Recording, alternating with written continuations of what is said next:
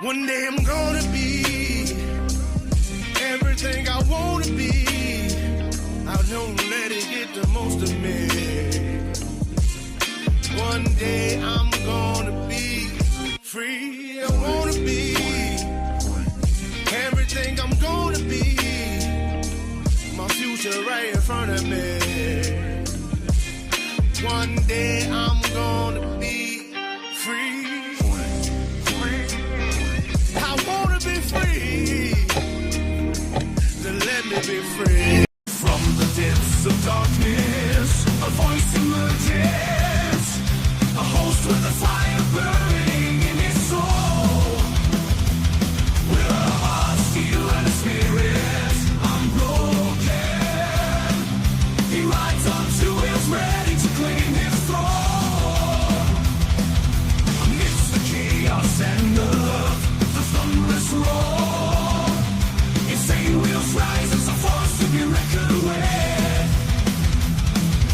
Fueled by the power that only metal can bestow. He takes his stand, refusing to submit. Insane wheels hear his battle cry. Metal and mayhem will never die. Whistles report he pays his way. Oh, legend in the making, day by day.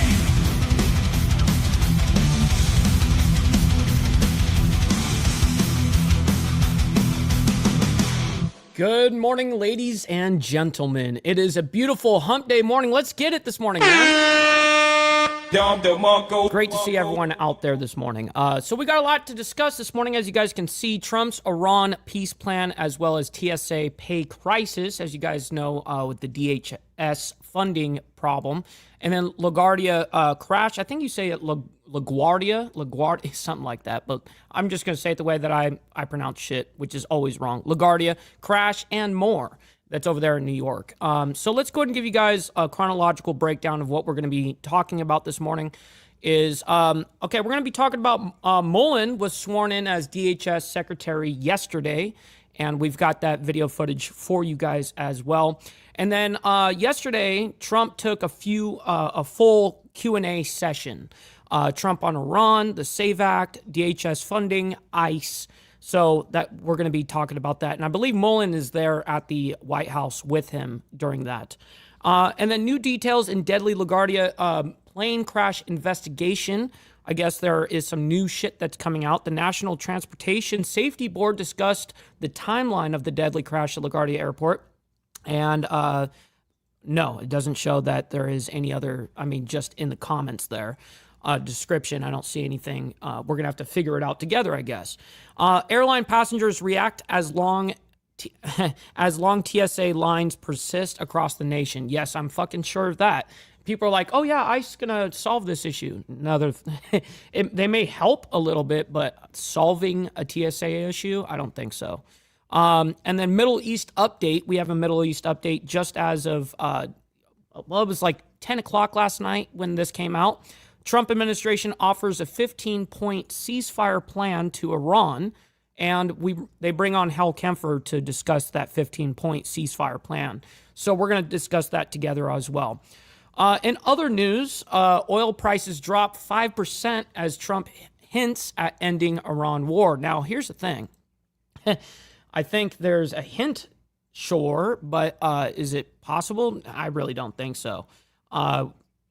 They're discussing right now about putting troops on the ground. So I'm not really sure. The 81st Airborne was just sent over there to basically get ready to do boots on the ground to be able to take over the strait, which that's going to take a lot, man. That's going to take a lot of manpower, and a lot of people are they're going to lose their lives over this. Iran-Hezbollah launched ballistic missile attack on Israel. This is 3 hours ago. It says sirens blared across Israel Wednesday morning as Iran and Hezbollah fired several ballistic missiles, causing damage but leaving no injuries reported. So, and then we also have some breaking news that happened 2 hours ago. American freed from Afghanistan arrives in U.S. So Dennis Coyle returned to the United States this morning more than 1 year after his arrest and was held by the Taliban without charges. Special envoy for hostage Coyle spent nearly 2 decades working in Afghanistan as an academic and was taken from his home in Kabul in January of 2025 by Taliban intelligence and held in near solitary confinement. Wow, that's terrible. But he just got back to the United States today, and we have that footage for you guys as well. And the last thing that we're going to be discussing this morning, as of just 51 minutes ago, Michigan meme creator stalked, threatened to eat woman, sheriff says. Now, these are cannibal allegations. So we're going to be discussing a lot of craziness this morning. That's what it's looking like. All right, real quick, we got Sterling Will gifting out 5 gifted memberships. My man, thank you so much for that, by the way. Sending them out this morning. I very much appreciate you, kind sir. Thank you very much for that. Let's go ahead and get our call to actions, and then we'll get right into it. Make sure you guys hit that like button, double tap that screen if you're on the vertical side. Man, I'm telling you, this is what, it's free to do so, and it's something that it truly does actually help the channel. So I really appreciate when you guys do that. And then, of course, hit that subscribe button. This is what we do Monday through Friday, and then, of course, Saturday morning for members only, of course. And speaking of members, please consider becoming a member, starting only at $3.99 a month. We're making sure we're not breaking the bank out there with anybody. But check it out. This is what allows us to be on these airwaves as well as have these lights on. So thank you guys for becoming members and staying members. A little side note here, follow my Instagram at BallValveTV, where I post everything behind the scenes of not only my life, but as well as the show, Millennial Food Time, breaking news, as well as the campaign trail, man. Make sure you guys follow me over there. And we have a Discord server for all of you legends as well. In the video description down below, there is an invite link. Make sure you guys hit that and join up. And last but not least, all super chats, super stickers, gifted memberships, and membership signups are, of course, all going to be presented live and shouted out onto the show. But if you guys would like to skip that YouTube 30% brutal cut that they take from your hard-earned cash, by the way, we have these platforms that you guys can donate to at any time and interject with your voice, and I get 100% of the proceeds. And I've got my email up, so if anything comes up our way, of course, I'll shout out your message, just like a super chat. All right, so ladies and gentlemen, we pretty much got to get right into this. We got a lot of craziness in the world that's happening this morning. We got Motobomb Virginia, by the way. Thank you for the Coffee Crew raid this morning. I very much appreciate you, kind sir. We got Jimmy Mack in the building, as well as Easy Frank, my man, and we got Gary. We got Rabbit of Chaos. Thank you guys for hanging out with us this morning. We got Steve Easy, as well as Two Wheel Jesus. Good morning. We got Huggy as well as Prez and Rabbit of Chaos. Thank you all for being here this morning. Don't worry, we're about to get right into the craziness here. We got Charlie as well. Good morning to you. We got Blake up in the building. Great to see you in the chat as well. We got Dark Soul as well. Good morning to you. We got Sterling, of course. He started off with the gifted memberships to bang it out this morning. We got Steve Posey as well. Good morning to you guys.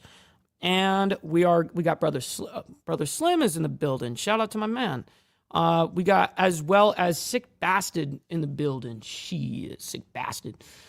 Great to see you. We got Mark as well. Good morning to you, kind sir. We got a Real Alien Encounter as well as Liquored Up with Poncho. Shout out to my man. Good morning to you guys, man. All right, we're going to pretty much get right into the craziness right here, right now. Let's go ahead and do it. And we're going to start off with Mullen sworn in as DHS Secretary. All right, we're going to dip out of that. You were listening to... this guy right here. Why are you gay? Mr. Armstrong there is going to be taking over Markway Mullen's position in up, the Precious? Senate and be the next senator from Oklahoma. We're actually hearing from President Trump right now, who is going to be swearing in Markway Mullen to be the next DHS Secretary. Let's go ahead and listen in. Oh, Dark sent some shit? Let me look. Must be something big happening, huh? You all set? Yo! Well, thank you very much. It's a Holy shit. Dark Soul actually really did send a big one. A mystery gift for 650 jewels. My man, that's like $7 right there. $6.5. Man, I very much appreciate that. Thank you very much. great day for me because I have a lot of confidence in this gentleman. And we're thrilled to swear in our new Secretary of Homeland Security, a great American patriot, to put it mildly. Hey, you. Good morning. Markway Mullen. And real quick, and as well as Frank, Naomi actually messaged me early this morning and saying that she was going to bed as I was waking up. She's like, I'm going to bed right now. I haven't gotten any sleep. I might miss the show. I said, well, don't worry about it. Get some freaking rest. I want to just say, Markway, congratulations. Great. Thank you. You deserve it. You're a great man. Let me also thank Secretary Miss Lotus, good morning. Mullen's beautiful family, including his wife, Christy. Thank you. His sons, Jim and Jace and Andrew, and daughters, Lara, Ivy, Lynette, and other members of the... Got Brother Glare, 1%er in the building, as well as Virginia Chaos. Good morning to you guys. Always appreciate you guys hanging out with us. Mullen family. It's a beautiful family. You would know this guy. He's our big top wrestling guy. I won't wrestle him for anything. An all-American wrestler, huh? Good, you have good genetics in that family. Proud of you. Thanks as well to Attorney General Pam Bondi, Chairman Jason Smith, Congressman Josh Gottheimer, former Speaker of the House Kevin McCarthy, and many other friends that are gathered with us. It's great group of people. For 13 years, Mark Wayne has represented the incredible state of Oklahoma, a state that I won 77 out of 77 counties 3 times in a row, so they like me there. Second was Ronald Reagan at 56. Did you know that? 56, it's not bad. But 77, it's 77 out of 77, I think, right? That's not bad. But he was there in Congress as a member of the House and then as an outstanding United States Senator. What's up, Danny? Great to see you in the chat, bro. Good morning. And he really has been outstanding. He's been a close and vital partner in helping us secure the border, stop migrant crime, end the scourge of illegal drugs, and make America safe again and make America great again. And he's a tremendous player. He worked with Tom Holman, worked with all of our people on the right, and many more. Brother KP, shout out to my man. Good morning. And everything he's done has been good. I say everything he touched, he's turned to gold. Now, you know, but even in business, he was successful, in all fairness. And he was successful. And he said, I want to go into politics. I hope you're happy. But as the only Native American, I didn't know that, huh? Let me look at you. Well, I think that's all right. He's got great quality, I can tell you. I'm going to go and speed him up a little bit because he does ramble on all the time. The only Native American in the Senate. How many have been there before you? Do you know? Native American? I think 3. 3. Well, you're a fantastic representative. Mark Wayne has also been a fantastic advocate for our cherished tribal communities. He's now the first member of the Cherokee Nation ever to serve as a member of the cabinet. I didn't know all these things. I would have picked him faster if I had done. I would have made a quicker decision. Prior to his career in public service, Mark Wayne had a very successful career in business, leaving school at age 20 after his father got sick, taking over his... Oh, shit, Virginia Chaos. Just so you know, there's never any, obligations ever. You know what I mean? I'm just honored that you guys are here with me. That's it. And make sure you guys hit that like button. Thank you for double tapping that screen if you're on the vertical side and hitting that like button if you're on the horizontal. You don't have to like the craziness that's happening in the world, but you guys can like it for me and what we do here. Family business and turning it into a multi-million-dollar success story. He's a very successful guy. Mark Wayne has also a career as an MMA fighter. That's why I looked at his ears and I said, I'm not going to fight with him. You can tell a lot about a person by their ears, right? During which he went totally undefeated. He was undefeated during his career, and he's been inducted into the Oklahoma Wrestling Hall of Fame. And the family is made of fantastic wrestlers, especially that guy right there. That's my favorite guy, huh? And suffered bad injury and come back stronger than ever, I think. So good to have you, man, right? I've no doubt that as he takes the helm of DHS, Mark Wayne will fight for Homeland Security, the United States, and securing the country and making it really strong and the way it should be. Our country's come a long way in the last year. We set it up so beautifully, and then we had 4 years of horror. We had 4 years of disgusting horror, open borders, and things that nobody would even think of. There was a lot of fuck shit during that time, absolutely. I mean, as well as when Biden came in and then sold all the extra, well, not extra, they just were parts of the wall, quote unquote, that didn't go up, and then he sold it for pennies on the dollar. I was like, oh shit, what the fuck? You wouldn't even think of 25. I don't even give. Who cares about all that? We're caring about today and tomorrow. Fuck the past at this point. 5 million people poured into our country, and we've gotten a lot of them out, but we have a lot more to go. We have 11,888 murderers came into our country. People came in from all over the world, from prisons and gangs, gang members, drug dealers, people from mental institutions, insane asylums. That's the mental institution times 2.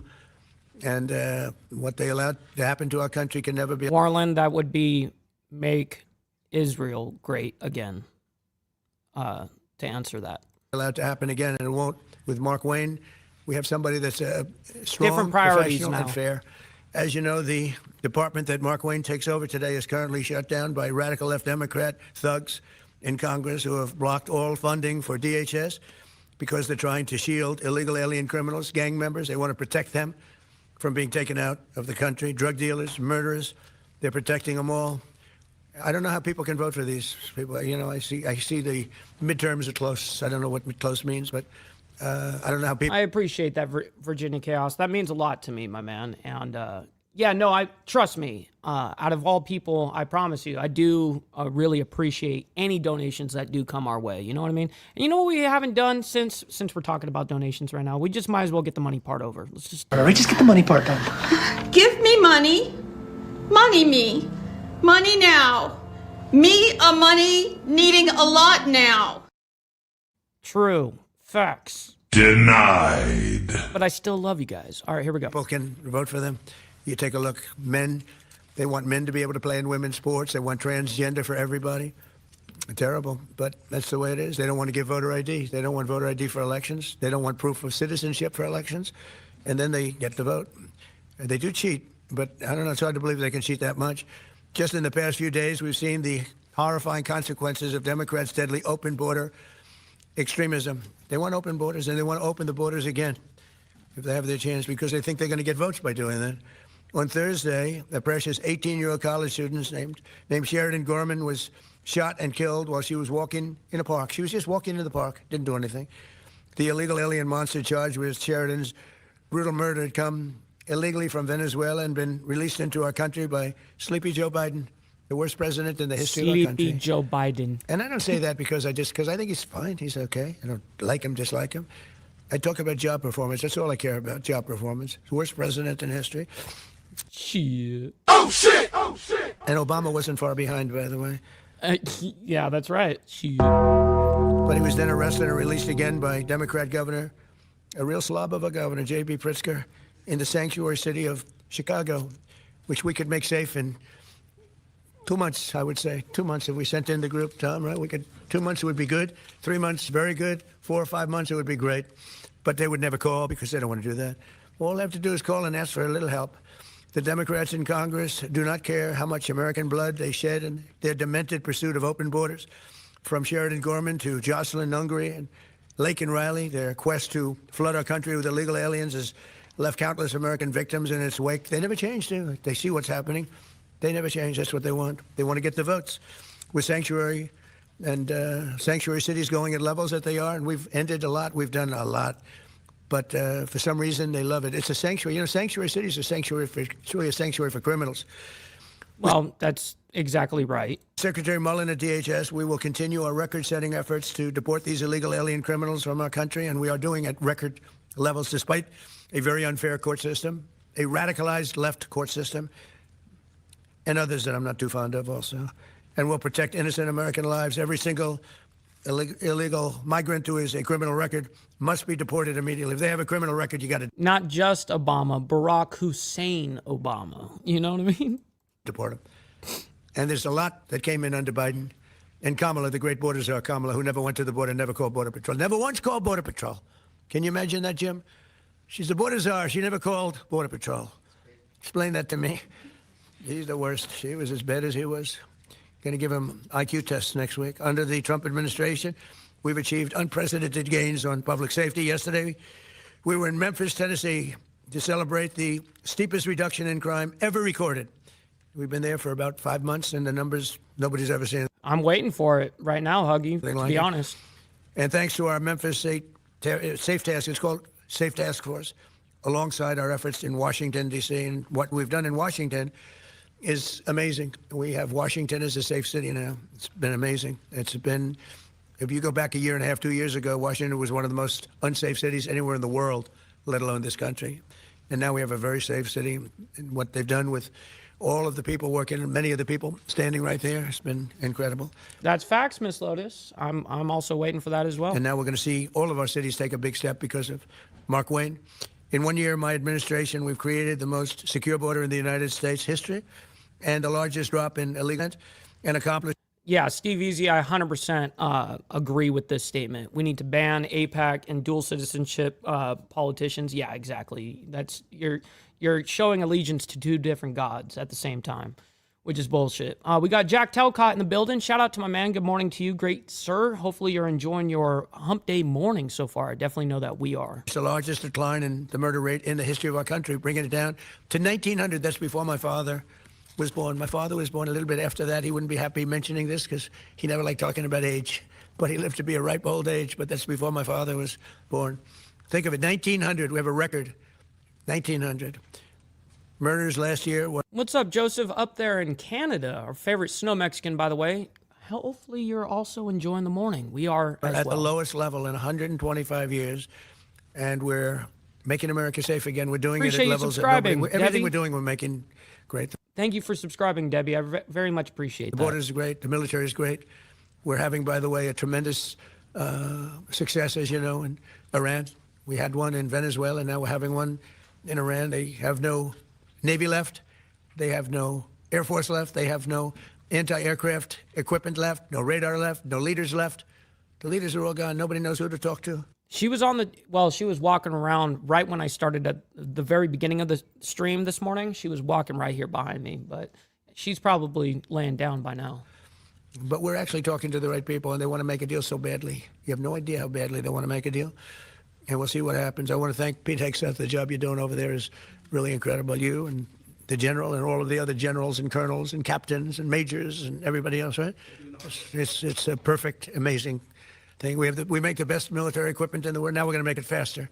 We want to get it faster, but we make the best in the world. We're doing a job. So I'd like to ask Attorney General Bondi to come and do the honors of swearing in a man who's going to do a phenomenal job for our country. And I tell you, your family has to be very proud. You have to be very proud. Everybody wanted this job. I said, there's one man for this job, and I have no doubt he's going to be fantastic. Thank you, Pam. Come on over. Thank you. All right, this is the official swear-in. Let's go ahead and just fast forward here. United States. That I will support and defend the Constitution of the United States Against all enemies, foreign and domestic. against all enemies, foreign and domestic. And that I will bear true faith and allegiance to the same. And I will bear true faith to allegiance and do the same. And that I take this obligation freely, I take this obligation freely. without any mental reservation What's up, Tori? Great to see you in the chat. Happy hump day. And any mental reservation or purpose of evasion. or purpose of evasion. And that I will well and faithfully And that I will well and faithfully discharge the duties of the office discharge the duties of the office on which I am about to enter. which I am about to enter. So help me God. So help me God. Congratulations, Secretary.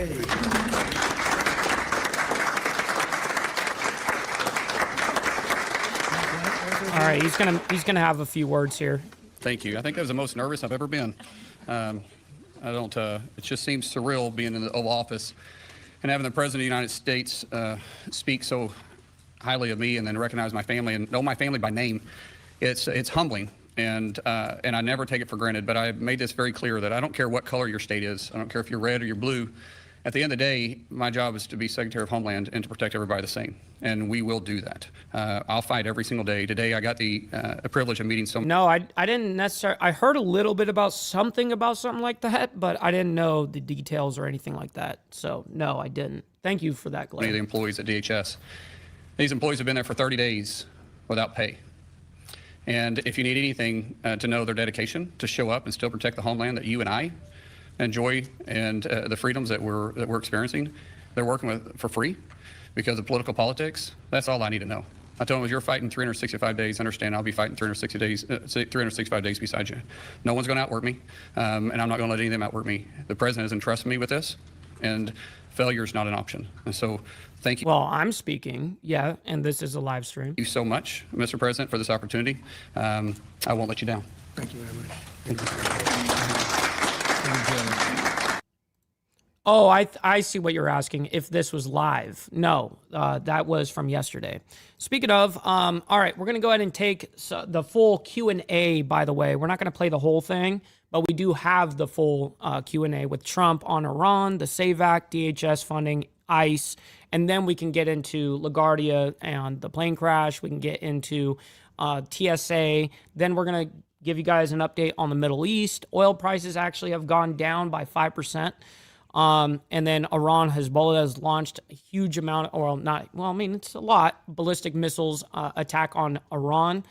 American was freed this morning from Afghanistan, arrives in the U.S., and definitely there's something crazy going on in the media right before cannibal accusations. Michigan meme creator stalked, threatened to eat woman, sheriff says. What the fuck is wrong with people, yo? We got Dark Soul coming in hot, by the way. Let's go. Oh, man, thank you for that. Very much appreciate you, kind sir. Not only helping me, but you're helping 5 others in the Insane Wheels family. I very much appreciate that, man. All right, let's go ahead and get into this Q&A with Trump. Here we go. Mr. President, will the Secretary's replacement in the Senate support the SAVE Act and the use of the talking filibuster to get it through? Well, it's not the SAVE Act. It's not called this. It's called the Save America Act. It's 2 different acts, by the way. So the SAVE Act was originally what the Save America Act is, but they added a couple of things in the Save America Act because there wasn't enough popularity to get just the SAVE Act passed through. So they basically demolished that shit and recreated a different act, but it's the same thing, just with an added couple of points. Difference, because the SAVE Act, nobody knows what that means. Save America means Save America. And I can't speak for him, but I would imagine that Mark Wayne, I didn't even ask him the question, because who wouldn't support it? Voter ID with a picture. You want citizenship, proof of citizenship. Ideally, you want to end mail-in ballots because there's tremendous corruption. Then we added a couple of things, Mark Wayne, like I don't think being a great athlete and having a family of great athletes, they have produced great athletes in this family. Yeah, I mean, I like Trump, Tory, but I also disagree with a lot of things that he's doing right now. So 2 can be true at the same time. All-American wrestlers. They especially like wrestling, by the way. And what about baseball? Yeah, this last, I mean, he really kind of crashed out this last year. He could have done a lot better by not focusing on, Israel and focusing on the Middle East. Those things, he should have had all that focus at home. Play baseball, they like wrestling. But I don't think that you would say that his family, and I don't know this for a fact, and I shouldn't say it because I could get myself, does anybody in your family want men to play in women's sports? I don't think so, Jim, right? I don't think so. I don't think. How would they do? Would they do good wrestling? They would be in trouble? He said, yes, they'd be in big trouble. It's so crazy. So that would be one. And then we have a few others that we call them the best of Trump. But if you look at transgender mutilization of children, we don't want that. It's the mutilization of children. We don't want that. So generally speaking, I think I can answer that Mark Wayne would be very much in favor of what I'm in favor of. Would you say that's right, Mark? I can't think of too many things. He might be worse. He might be worse than me. That's my look at his wife is saying. That's right. But so, yeah, he's going to be great. Yeah. Do you believe the Secretary will run DHS any differently than Christine Ohm did? What do you hope to see as his priorities? Well, we had a good run. Look, we created the strongest border with the help of that man right there. Tom is so incredible, and he's going to be a big influence here, too. There's nobody more professional, nobody better. There's nobody better as a human being. You know, he looks tough, but he's got a good heart. But not too good. Don't make it too good. But, we had Tom. We have the safest border we've ever had. We have a lot of assets, but a lot of things we can do, and we're going to do. We have to get criminals out of our country that were allowed in by Biden. Yeah, please. Mr. President, do you support what appears to be emerging agreement coming out of the Senate to reopen DHS? Well, I'm going to look at it, and we're going to take a good hard look at it. I want to support Republicans, and, sometimes it's awfully hard to get votes when you have Democrats that don't want to have voter ID. They don't want to have proof of citizenship. They don't want to do anything about men playing in women's sports. That's one of the items we put on, And I did that just because it's so popular. They say that's at least an 80-20 issue. No, it's about a 99-1. I don't think it's, what do you think? But do you think it's 80-20? Who's closer, 80-20 or 99-1? Almost 100. Yeah, I think 100 is really there. So, so I support that, and I support common sense. Would you be comfortable with a deal that involves separating ICE funding from the DHS funding package in order to reopen? Well, they're working on all of that. That's a detail that they'll explain later. Please. Integrity. Well, it's not. It's the whole thing is what Democrats are failing to realize is that ICE has been funded until 2028 through the Big Beautiful Bill. So because of that, I understand why Democrats are against DHS because that's ultimately what funds ICE. But you're only fucking up TSA. You're fucking up the Coast Guard.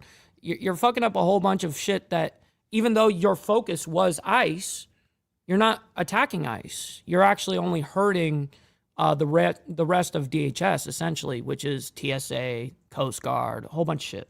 And DHS measures. Mr. President, since CISA falls under DHS, and given that many credible voices have raised concerns over its premature and possibly likely faulty 2020 election assessment, will you and Secretary Mullen implement reforms at CISA and at DHS to ensure full confidence in future elections, like in the upcoming? We'll talk about it. You know, pros and cons. Look, they used it to try and put me in prison, right? So I can't be thrilled with it. They use that very strongly, very illegally. The Democrats are thugs, and I don't want to say that. It would be nice to everyone get along, but it's a different country than it was years ago. It was very dangerous the way they used it, and they weaponized government. They used that to weaponize government. So I'm not thrilled, but I'll also go along with two groups of people, the military, and I think the military likes it, right?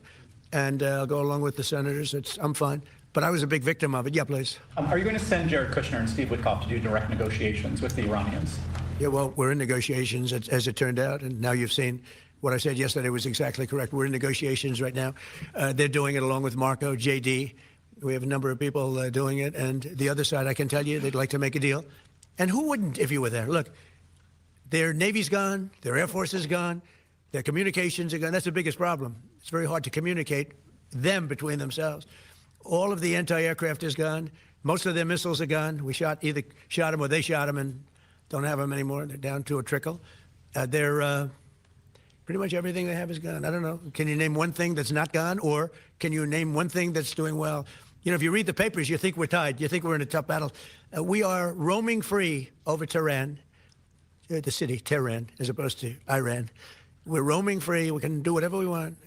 And as you know, today we were going to have the privilege of shooting down a very big electric generation plant, one of the biggest in the world.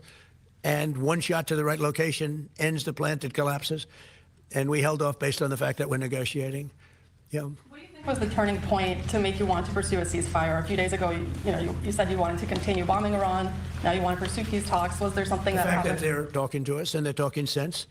And remember, it all starts with they cannot have a nuclear weapon. Just, I said yesterday, they said, what are the top? That's right, Warland. I very much appreciate that. And I said, well, number 1, 2, and 3 is they can't have a nuclear weapon. And they're not going to have a nuclear weapon. And we're talking about that. And I don't want to say in advance, but they've agreed they will never have a nuclear weapon. They've agreed to that. How do you ensure they won't have a nuclear Your weapon? former Border Patrol chief, Yes, this is on 1.25 playback. Greg Bovino, said his only regret is that he didn't catch more illegal aliens. What's your reaction to that? Who said that? That's your former Border Patrol chief. He just retired. Well, I mean, we captured a lot. They were allowed into the country by Sleepy Joe and that group of incompetent people that were, he was the worst president ever, the group of incompetent people. To me, that's the biggest scar. Inflation, they caused the highest inflation we've ever had. We've already gotten rid of it. The biggest scar is what they did, the people that they allowed from prisons all over the world. They came from the Congo, from all over South America. Rough people, really tough people. So, no, I understand what he means. He says, we would have liked to have captured more. I'm not capturing so much as removing. We're removing thousands of people. And many are self-deporting because we're going after them so powerfully that they're self-deporting. So I'm going back. I think that's one of the big unkept secrets. We have thousands and thousands of people, and they're self-deporting. What's up, Dirty? Good morning to you. Happy Hump Day. Great to see you in going the back chat. to where they came from. But what we want really is the criminals. We're really focused on those criminals, getting them out. Yeah. What's your message right now to Democrats and also to Americans that are stuck in airports is really devastating watching it online because Democrats won't fund DHS? What's devastating? To Americans right now stuck What's up, Extra Surprise? Good morning to you as in well. airports as we speak because Democrats won't Well, fund they just don't. They won't. Look, this is a deal that was done in the Great Big Beautiful Deal, which gave you the biggest tax cuts ever, including no tax on tips and no tax on Social Security for the seniors. Think of it. No tax on overtime. Tax deductions when you buy a car. You take money, you pay interest on the money, you deduct it. We've never had that for people buying cars. If it's an American car, only if it's an American car. But they are just they stick together, the Democrats. I tell you, I give them great credit for that. We have some that they're not good stickers. We have guys like Tom Massey in Congress, who's terrible. He's just terrible person. I call him Rand Paul Jr. But they don't vote. Rand Paul, rarely votes for stuff. Likes me, says I'm a great president. He said the other day, I'm a great president, one of the greatest presidents. But I said, do me a favor, vote for us and don't call me a great. I'd rather have the vote than the statement. But we have people that don't stick together, and those people hopefully will someday be gone. The thing I most respect about the Democrats, even on horrible policy, they stick together. What's up, Carrie? Good morning to you. Great to see you in the chat as well. We got a whole bunch of legends in here. By the way, make sure if you guys are just coming in or catching the show, make sure you guys double tap that screen, hit that like button if you guys are on the horizontal side. Listen, I don't ask you guys to do anything in the regards of like money and all of that. That's just a bonus for me. But listen, I do ask you guys to hit that like button. You don't have to like all this crazy shit, but you guys can like it for me and what we do here. So thank you. What they do have, though, is horrible policy. Transgender for everyone, open borders, men and women's sports. They have the worst policy that you can imagine. And so whether they stick together or not, I mean, they have just as terrible policy. We have great policy. Republicans have great policy. We have common sense policy, but it's great policy. That's our biggest advantage, is our policy is correct. Yeah, please. President, are you encouraging our allies in the Gulf to be more involved in the Iran operation? Say it. Are you encouraging our allies in the Gulf to be more involved in the Iran operation? Yeah, I mean, a little bit, but more NATO. I think our Gulf allies have been pretty good, to be honest with you. Right. That's what's kind of funny is they've really done a lot for us over there in the recent times in the regards of Iran war. The Gulf states there, the Arabic world in itself could have told us that, no, you're not going to use your resources here. They can actually lock that out. That's why we were prepping our aircraft carriers as well in the northwest from the Middle East. And that's over by Europe and stuff like that. So all of our Middle East shit was there by the Persian Gulf, just stacked up by the Persian Gulf, ready to go. And if the Gulf states would have said, nope, we're not accessing you, we're not going to allow you to attack them, well, we would have had to take all of our shit back and not fly from there, and we would have had to fly from the northwest of the Middle East. So definitely interesting. He's been hit so hard. He got hit by 1,400 rockets, shot them all out of the air with our great Patriot missiles. Think of it, they shot 100 missiles at one of our aircraft carriers, the Abraham Lincoln, one of the biggest ships in the world, actually. And out of 101 missiles shot, every single one of them was knocked down in the sea. Think of that. Think of what that means. 101 missiles, highly sophisticated. And I think you're probably pretty accurate on that, Steve Easy. Very fast missile shot. Out of 101, all 101 were shot down, and now, for the most part, lie at the bottom of the sea. And pretty amazing, right? Pretty amazing. Our military is amazing, Pete. You know the attack I'm talking about recently? 101 shot. I said, wow. I saw that. You can see we have sort of pretty good equipment that we see. It's called the red line. Those red lines were thick, right? I said, that's a lot. And then we saw them one by one just get shot. And these guys that do the shooting are the coolest cucumbers ever. You know, most people, you don't have a lot of time. When a missile's going at 2,500 miles an hour, I don't care how far away it is, you don't have a lot of time. But I watch them sit down and think. Great students, MITs, a lot of guys like this. They're not as much into the muscle as they are this one right here. And amazing, just watch them perform under great pressure. Because they have a matter of seconds to do it. If they don't do it properly, it's a big problem. You know, because these were powerful. These were very powerful missiles coming. And so a lot of people joke. They don't joke. These guys don't joke. They're the best in the world. We have the best in the world. Yeah. Mr. President, what would be your This is the last question we're going to take, and then we have to move on, okay? message today to the TSA agents who have been staying home in recent days This is a great question. amid this impact? Well, some of them are needing money, you know, because the Democrats cut off their money. I blame the Democrats more than anything else.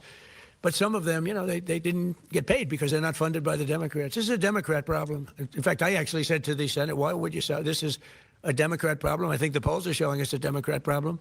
And they'll do anything actually to hurt our country so they can try and win the midterms. And if we ever went back to our old policies, we wouldn't have a country left. If they get a deal, Republicans and Democrats in the Senate, to fund all but enforcement operations of ICE, to get those TSA agents repaid and to open up the rest of the department, would you sign that? Well, I don't want to comment until I see the deal. But as you know, they're negotiating a deal. I guess they're getting fairly close. But I think any deal they make, I'm pretty much not happy with it. These guys came in, they wouldn't pay people. You know, they had a deal to pay. They had to break their deal. The Democrats broke the deal that we had. It was all done. Everything was fine. And then they just said, well, we're not going to pay anymore. And they hurt our country. And at a very difficult time because, we are at, as they would say, a war. They call it a war. I call it a military operation. A very successful one, like nobody's ever seen before. Hey, Venezuela was equally as successful. That was a great thing. No, the Democrats had a deal. It was a done deal. And then they said, well, we're not going to pay.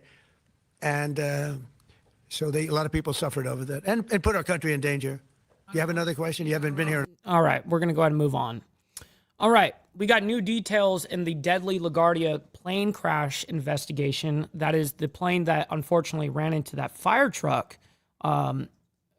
Terrible miscommunication problem that happened over there in New York. And so we've got new details, supposedly. So let's go ahead and see what we've got. Thanks for being with us here on Live Now from Fox. I'm your host, Christina Evans. We do want to continue on with these top stories that we're following.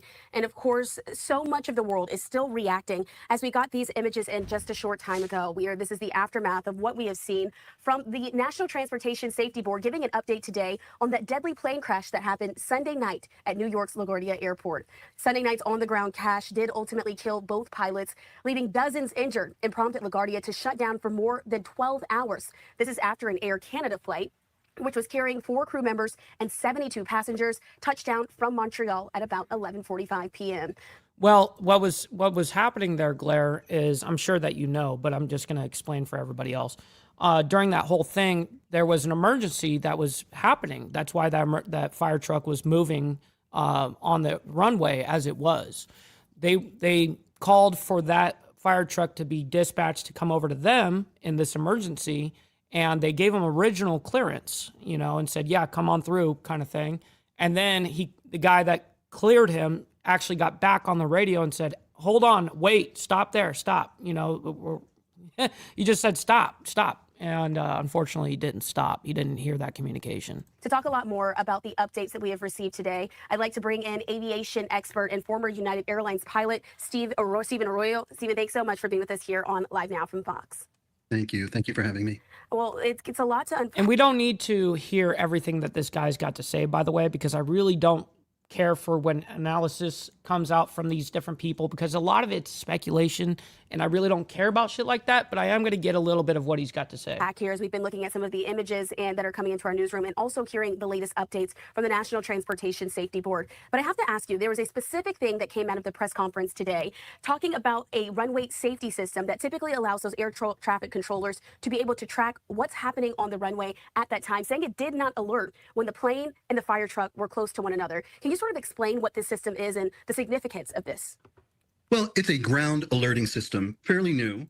That's totally interesting. I didn't know that. What, do they have like a screen or something like that that shows the movements of everything that's moving? It's been out for a few years, and it's my understanding from the reports that it was recently implemented at LaGuardia's airport. The ground alerting system you're referring to. I understand what you're saying, Blair. Totally get it. It's called ASDX, and it's based on utilizing a transponder, just like an aircraft. But these are transponders that are on vehicles, like the emergency vehicles.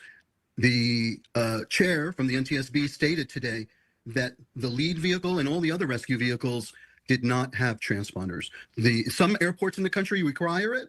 The question is, was it required at LaGuardia? And so that's more of the questions that still remain at this hour, as again, Jennifer Hamady, she was able to address a few things. We also, as you did mention, that the fire truck did not have that transponder. How critical is this for safety and communication? Is it back and forth constantly between some of those vehicles that are on the runway, knowing that there is always a potential for an impact if that communication is not carefully handled? Well, to your point, it's extremely critical. They do have radar, and the radar indications, according to the NTSB, indicated that it was just one mass holding short of the runway. Had that vehicle had a transponder on it, they would have been able to see the vehicle and take necessary action. So it's saying right there, the Associated Press came out and said the fire truck in deadly LaGuardia collision didn't have a transponder needed to trigger warning system, NTSB says. So many are also wondering, as you are a former United Airlines pilot, you've been in the cockpit, you know what it's like to fly and land some of these planes at major airports. But there are questions now, people wanting to know what the pilots may have seen as they were coming in. Is it possible that they were at all able to see that this fire truck was getting ready to cross the runway? Or from that vantage point, are you really relying on those eyes in the skies with the air traffic controllers?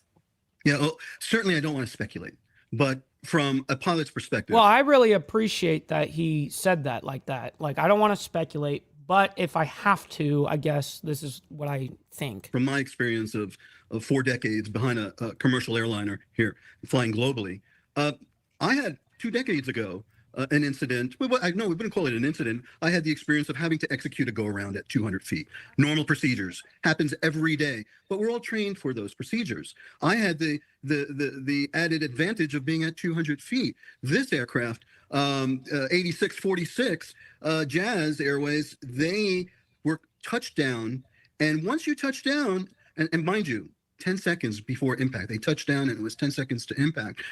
They still have the option and ability to go around.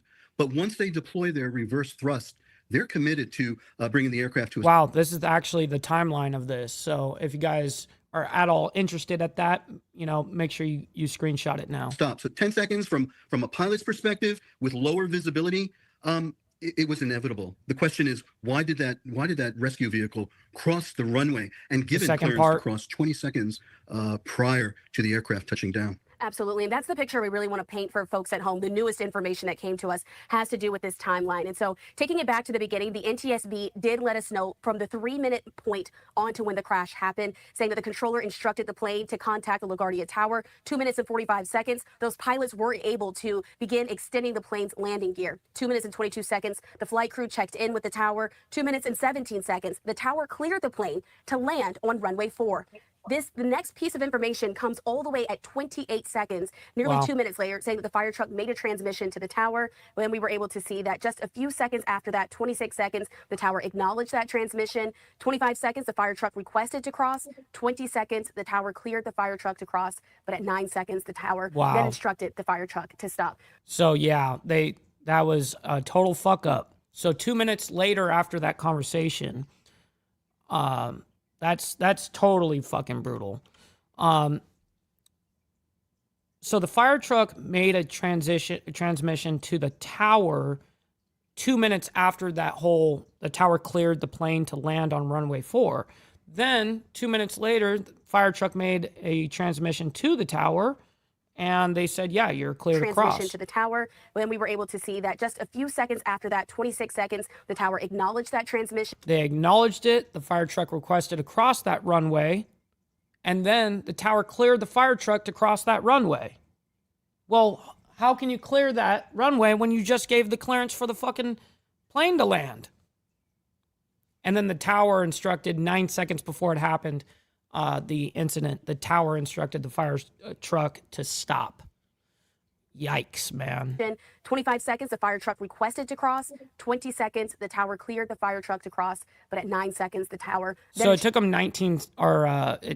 11 seconds after he cleared, the tower cleared the fire truck to cross that runway. It took him 11 seconds to realize, oh shit, hold on. You know what I mean? And then he came back and the tower instructed the fire truck not to go and proceed, to stop. And 9 seconds wasn't enough for that fire truck. They probably just didn't hear it. Instructed the fire truck to stop. So much happening in those last critical few seconds, but ultimately it ended with 2 pilots now dead and a scene of wreckage still remaining there at LaGuardia Airport. And so I have to ask you, Steve, as we're taking a look at some of this information, NTSB Chair Hamidi acknowledged that there were 2 controllers in the cab at the time of that crash. In your experience, what is that communication like in the tower with those pilots? What's up, Bob?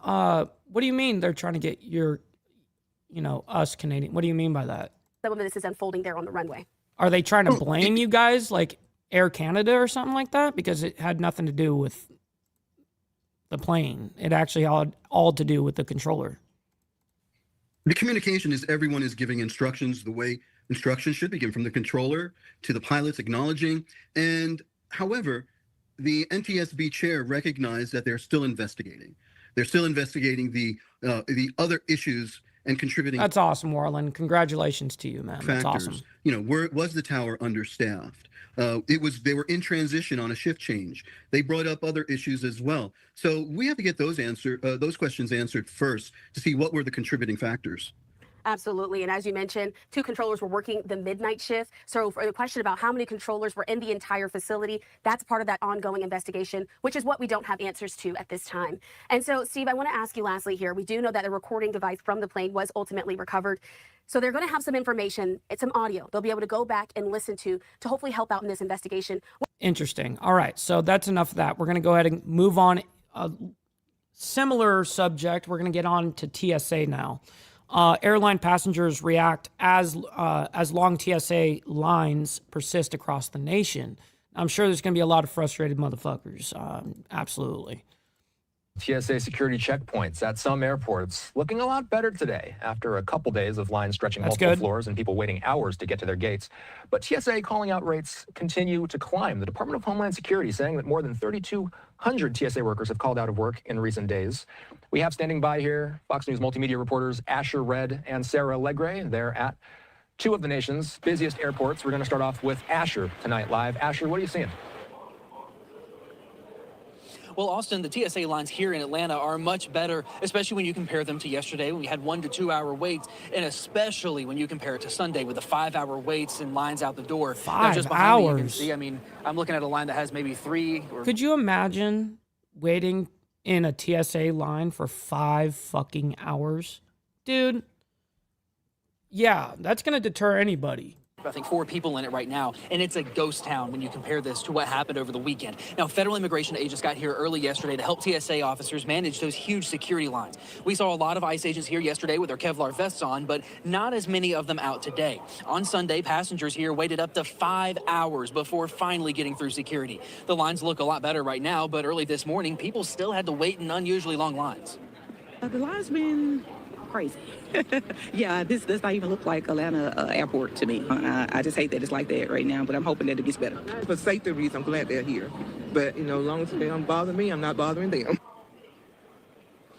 TSA workers have gone more than a month without pay as Congress struggles to pass a bill to fund the Department of Homeland Security. More than 400 agents have quit, and thousands are calling out by the day, causing these painfully slow lines. Yeah, I mean, listen, if these motherfuckers aren't getting paid, they're like, all right, I'm not going to necessarily quit, but I'm just not going to fucking show up. I'm just going to, hey, listen, I'm sick or some shit. Like, yeah, I can't get in there today. Democratic Pennsylvania Senator John Fetterman says he'll be voting with the Republicans to pass DHS funding. Now, constantly speaking to... No, that's not necessarily true, Steve Easy. You can still pay the extra $75 or whatever it is to... if you have your normal ID, the one that you used to fly with, yeah, there's a fee for like $75 and you can still do it. TSA agents, and every single one of them are saying we are hurting and we haven't been paid. And remind people, they earn average about $50,000 a year. They rely on their paychecks. Now even not being paid. Yes, make sure you guys get the likes up, man. Make sure you guys double tap that screen if you're on the vertical side. Thank you guys for your engagement. Now, lawmakers typically get to skip the regular TSA line, so they don't have to wait in this mess, even though they're the ones contributing to a lot of the holdup. So as of today, Delta Airlines has confirmed that they are suspending those specialty services for Congress, and if any of them want to fly on Delta, they're going to have to wait in the lines like everyone else. Austin? All right. Shit. All right, so we don't need to continue and hear more and more people complain because we know that this is a totally fucked situation here. Look, they got lines with cones. They ran out of like the aisle things that they use over there because the lines are so fucking long. Holy shit. Anyways, we're gonna move on. Middle East update. This came out sometime. I think it was about 10 o'clock last night. I didn't catch it live, but we're going to watch it real quick because this is very important. Middle East update. Trump administration offers a 15-point ceasefire plan to Iran. So there's a ceasefire being discussed here to offer a 15-point ceasefire plan. We have Hal Kempfer that's actually going to break this down with us today. So let's go ahead and do that here. All right, you're watching live now. I'm Austin Westfall, Professor Alon Burstein with me to discuss the latest on the Middle East. Alon has his I thought it was dynamic... I could have swore it was, well, maybe it's the other one that I was seeing that Hal Kempfer's on.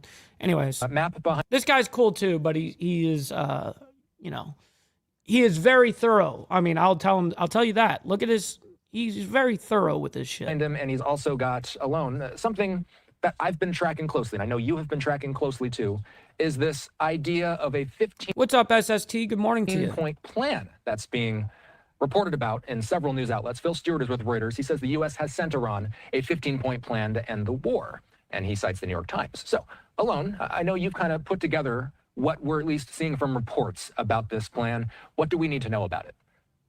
So I'm going to put up in, back behind me here. This is based off of different leaks. I have to emphasize this. This is not something official. We don't have an official publication. 100,000% glare. Of what the 15-point plan is. But different leaks coming from Israeli media, Saudi media, regional media, enough have given us some sort of framework. And if we look at a lot of the different points, the points in red are what they claim the United States is demanding from Iran. So it includes dismantling all existing nuclear capabilities, assurances that Iran will not strive for nuclear weapons, that there will be no uranium enrichment in Iran, and that all enriched materials will be taken out of Iran. So that's firstly, with regards to the nuclear program, the biggest things there are, first of all, that the only mechanism... What's up, Agrillapis? Great to see you in the chat, bro. Good morning to you. Happy hump day to you. ...that ensure this will actually not happen is removing the enriched uranium. That is the only tangible thing. The rest of that, assurances that Iran will not strive for nuclear weapons, that's, sort of a gentleman's agreement, right? Iran can violate that, just like the United States and other countries have violated agreements. So the only tangible thing there, really, is that enriched materials will be handed over to the International Atomic Agency, i.e. removed from Iran. Then we also have that the International Atomic Agency will receive all information. Then all that it pertains to the nuclear program. The next thing that it goes to is the relation to proxies, right? One of the four things that the United States said it wanted to achieve in this war is that Iran will stop funding and supporting its proxies. That includes Hezbollah first and foremost, and the Houthis, militias in Iraq, and to some extent Hamas. This simply says Iran will abandon its proxies and stop arming and funding them. No explanation about what that means, and I'll get back in a minute to what do we make of the fact these are so amorphous. Then when it comes to the ballistic missile program, there's this issue that future missile Sorry? Oh, no, I think you're just hearing some ambient audio alone. Feel free to carry on. Thought there was a question there. When it comes to the ballistic missile programs, it says that any missile programs will only be developed for self-defense, and that there will be limitations placed on missile programs in the immediate, but the future missile programs will only be for self-defense. And lastly, I'm leaning back for this one, the Straits of Hormuz will remain open, free maritime zone, and never blocked. I'll get in a moment to the three things that Iran is supposed to receive. But there's a couple of things to be said about this. First of all, once again, very, very reminiscent to the 20-point plan that ended the war in Gaza, or at least led us to a ceasefire in Gaza. This is a framework. This is not really a plan. This doesn't tell us actually what are the nuts and bolts. Iran will abandon its proxies. Does that mean they'd cut off diplomatic ties? It'll stop funding and arming them. Already now, according to all international treaties and agreements, Iran's not supposed to fund any of those proxies because they're considered terror organizations. There are limitations placed on that. What does that mean? That's a plan. Sorry, that's a framework. That's not necessarily a plan. What is also glaring to me is this issue that there'll be limitations placed on Iran's missile program and that future missiles will only be developed for self-defense. I'm not a military expert, as you know. I don't know the difference between a ballistic missile that's used for self-defense and one that's used for offense. Iran has said that... Exactly. It's their defense as well as an offense. Same thing with all of our shit too. Their ballistic missiles now it's how you are use only it. being used for self-defense. They were attacked by Israel and the United States, and they're only being used for self-defense. So in that sense, I'm not entirely sure what that means. That's not to say that this plan has no merit, it doesn't make sense, but it's to say it's still a framework. Now, this is a negotiating framework, but it's still a framework.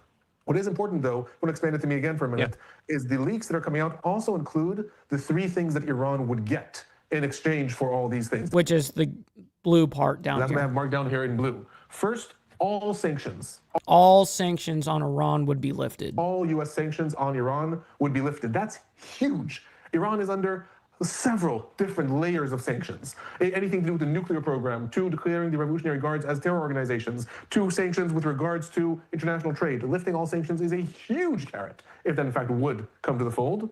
Then also that Iran will receive assistance in civilian nuclear programs in the areas of... What's up, GEG? Great to see you in the chat, bro. Good morning. ...fold.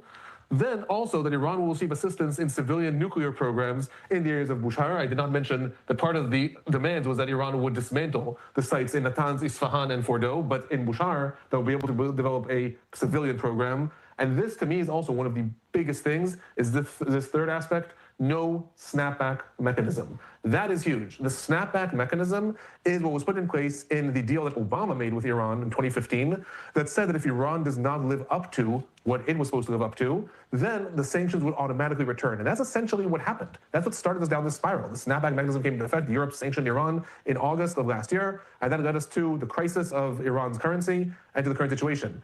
No snapback mechanism essentially means that there's no automatic return to sanctions if Iran violates this. I imagine that Trump, if this were to be accepted as is, that Trump is thinking, well, if they don't live up to this, we can simply go back to war. We don't need a snapback mechanism.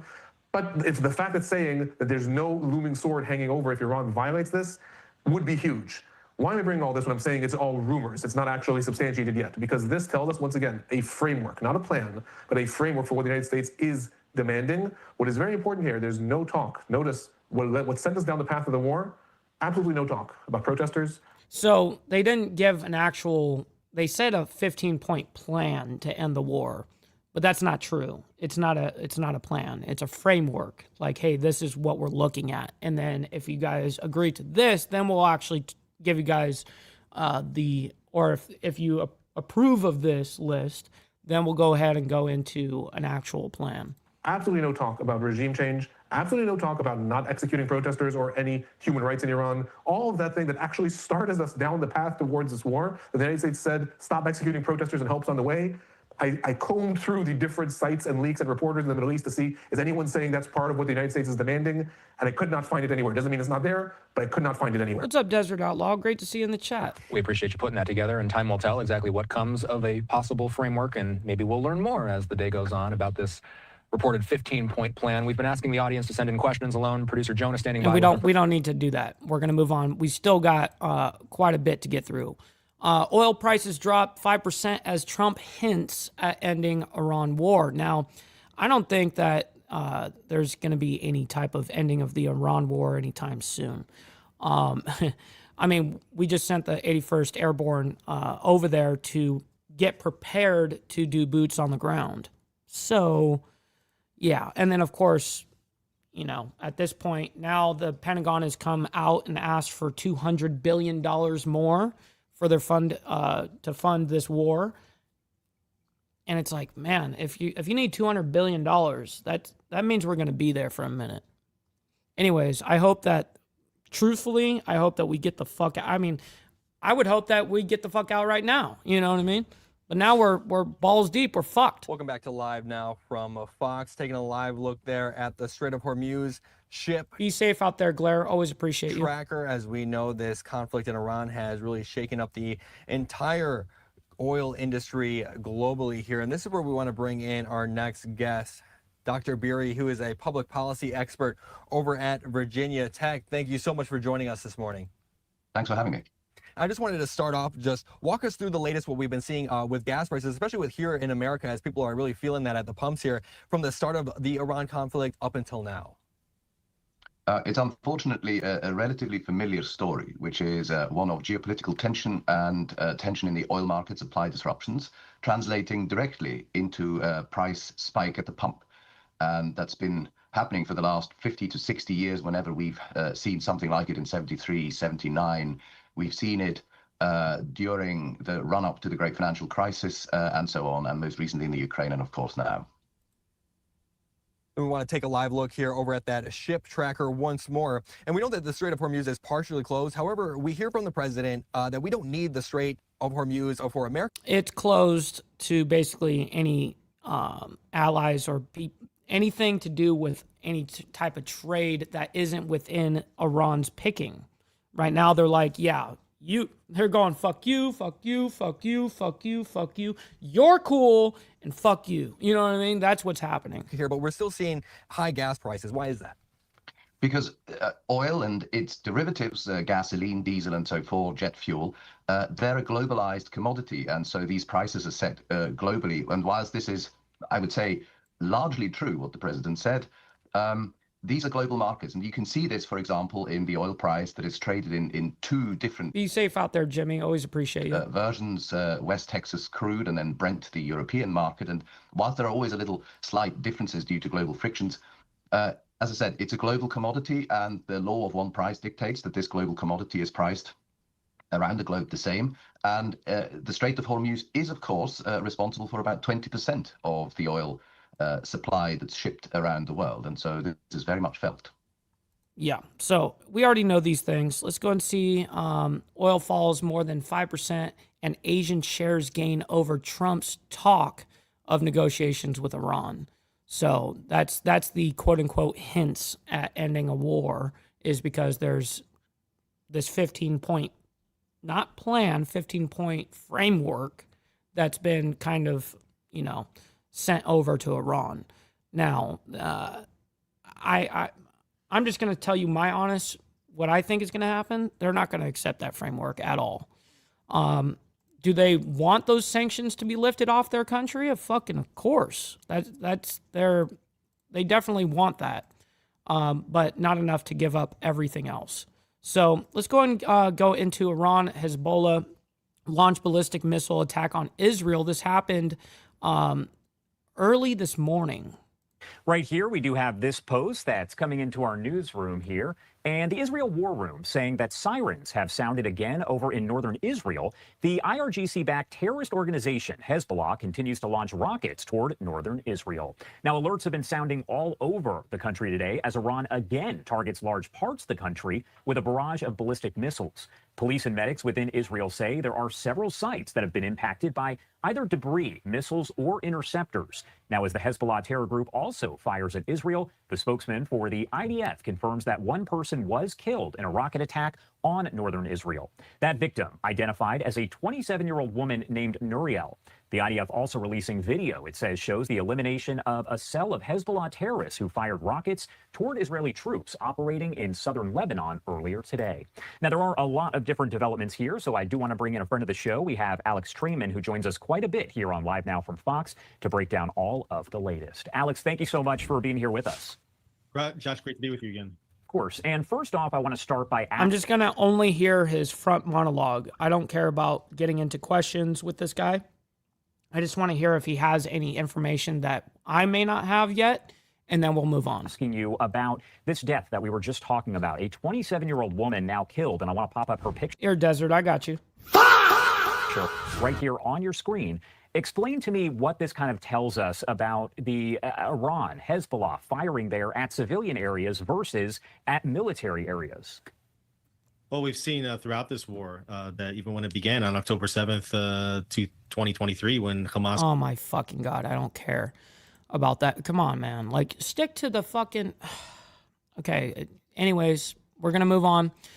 All right. So American freed from Afghanistan arrives in the U.S. This happened early this morning. It happened today, just a couple hours ago. This is a big deal. This guy was over there for a long fucking time.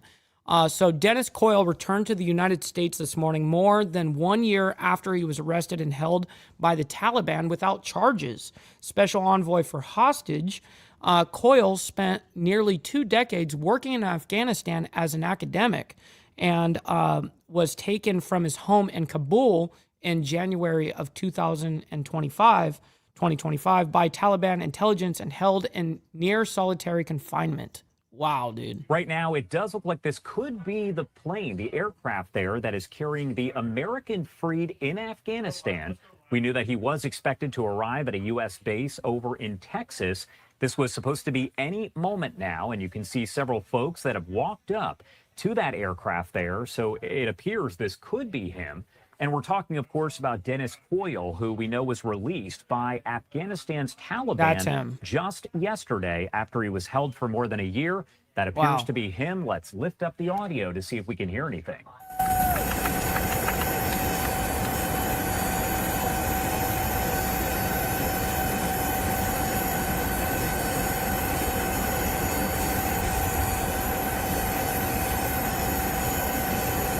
Okay, let's go ahead and fast forward and see. Oh, here we go. Now we're going to actually see a little something.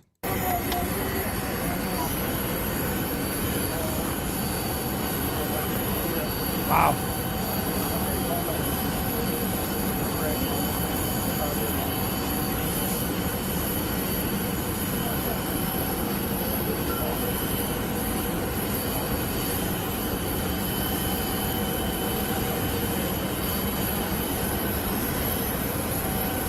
insane.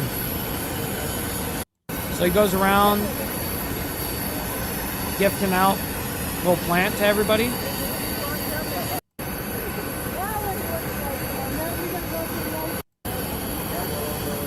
Skipping ahead, seeing if he's going to say anything where we can actually hear. On this image, though, just in case we do get remarks from him, his family members. Again, a very emotional. Yeah, no, that's crazy. Let's see if they actually do get him to speak. It doesn't look like it.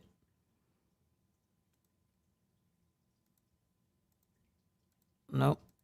All right, let's go ahead and move on. Very interesting story there. All right, we're getting into our last story here, ladies and gentlemen. Make sure you guys hit that like button. We're on overtime today. We're already 10 minutes over. All right, let's go and end it off with this very interesting cannibal claim.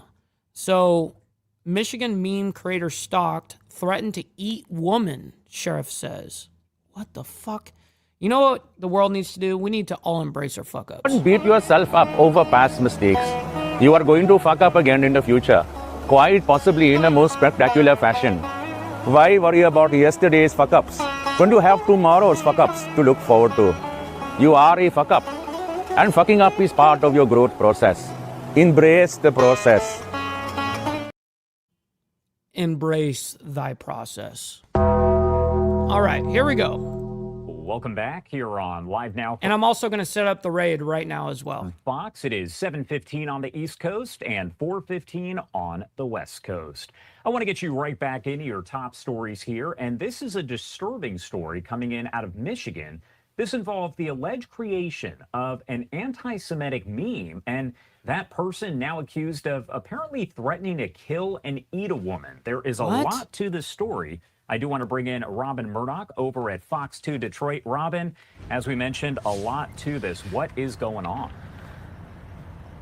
Yeah, a lot of layers to this, and the story, Josh, certainly took a turn in the last week. Now, the man behind this controversial meme, he is expected to face formal charges soon, not for the meme itself, but for allegedly terrorizing two women. And just the allegations here, they are frightening. I want you to take a look, though, first at the meme that we have been talking about. And this is a photo of Oakland County. What's up, Charlie? Welcome back. Sheriff Michael Bouchard as an Orthodox Jewish man. Now, the sheriff did use it as a prop at a recent press conference about the attack at Temple Israel, a synagogue in our area, to be safe out there, Warland. Demonstrate Jewish hate. U.S. Marshals recently took that 45-year-old Michigan man into custody. Again, not real quick before we go any further. Listen, we have well over 230 people in here between the live streams. Make sure you double tap the screen if you're on the vertical side. Hit that like button if you're on the horizontal. Listen, I know that there's a lot of craziness happening in the world. You don't have to like it for,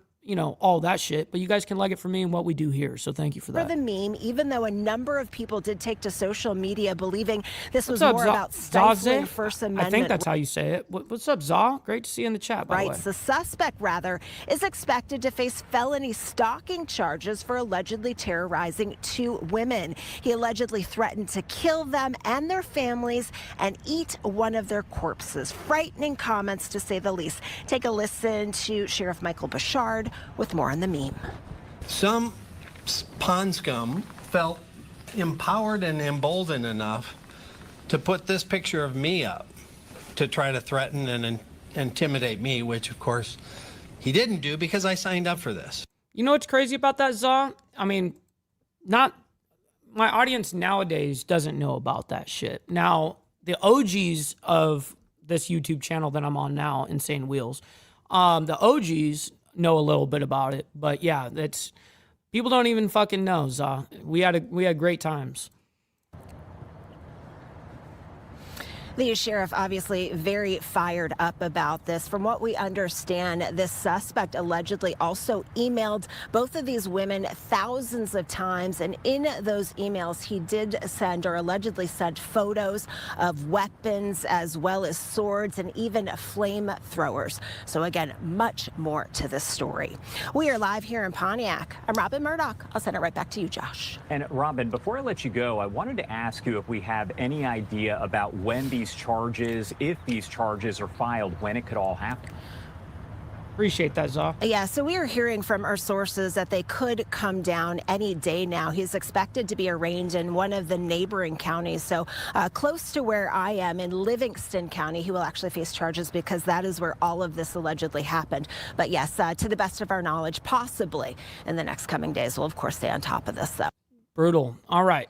So we're going to be following all of these news stories that, of course, that we bring up. We're going to do our best to follow these stories as well. So what we do Monday through Friday, man. And then, of course, Saturday morning for members only, where we discuss nothing of any of this. We just have a fucking good time. All right, ladies and gentlemen, we're going to be back to actually tonight for the Diamond Effect. So make sure you guys stick around for that as well at 7:10 p.m. CST, by the way. That's going to be this evening. And then, of course, back to the world's craziness tomorrow morning for, you know, that's what we do, man. Listen, much love, honor, respect to everybody. God bless everyone. We'll see you guys very soon. And stick around for the raid. We're going to be raiding our buddy, Chaotic Truth. So let them know we're coming through with the Mike Ball raid. All right, guys. Much love. See you guys. From the depths of darkness, a voice emerges, a host with a fire burning.